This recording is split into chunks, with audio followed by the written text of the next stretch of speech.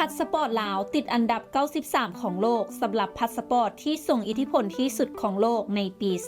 2025 ทุกท่านคิดว่าจะดีบ่ถ้ามีพาสปอร์ตที่สามารถใช้เดินทางเข้าประเทศต่างๆทั่วโลกได้อย่างง่ายดายและพาสปอร์ตที่ส่งอิทธิพลที่สุดของโลกปี 2025 นี้จะมีไผแน่ไปเบิ่งกัน ผลของการจัดอันดับ Henley Passport Index 2025 ได้จัดอันดับประเทศที่ถือพาสปอร์ตที่ส่งอิทธิพลที่สุดในโลกโดยวัดจากจำนวนประเทศที่สามารถเข้าได้แบบบ่ต้องขอวีซ่าพบว่าสิงคโปร์ของอันดับหนึ่งเป็นเวลา 3 ปีซ้อนด้วยสิทธิ์ในการเข้าประเทศได้ถึง195 ประเทศจากจุดหมายปลายทางทั่วโลกโดยบ่ต้องขอวีซ่าหรือสามารถขอวีซ่าอยู่จุดผ่านแดนได้ทันทีอันดับ2แม่นประเทศญี่ปุ่นสามารถเดินทางเข้าได้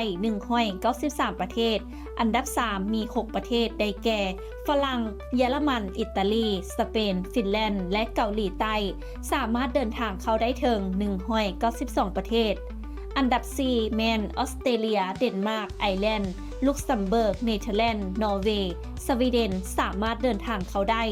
191 ประเทศอันดับ5แมนเบลเยียมนิวซีแลนด์โปรตุเกสสวิตเซอร์แลนด์สหราชอาณาจักรสามารถเดินทางเข้าได้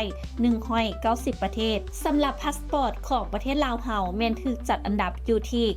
93สามารถเดินทางเข้าได้49 ประเทศแบบบ่ต้องขอวีซ่า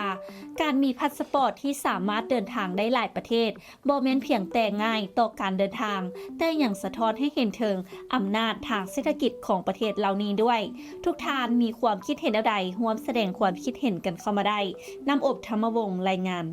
และท้ายนี้ต้องขอขอบใจสำหรับการติดตามข่าวสารจากทางไทยกิจเมกาซีนและอย่าลืมไปกดไลค์กดแชร์กดติดตามกด Subscribe ทุกช่องทางออนไลน์ของพวกเขาเพื่อจะบ่พลาดข่าวสารดีๆจากทางไทยกิจเมกาซีน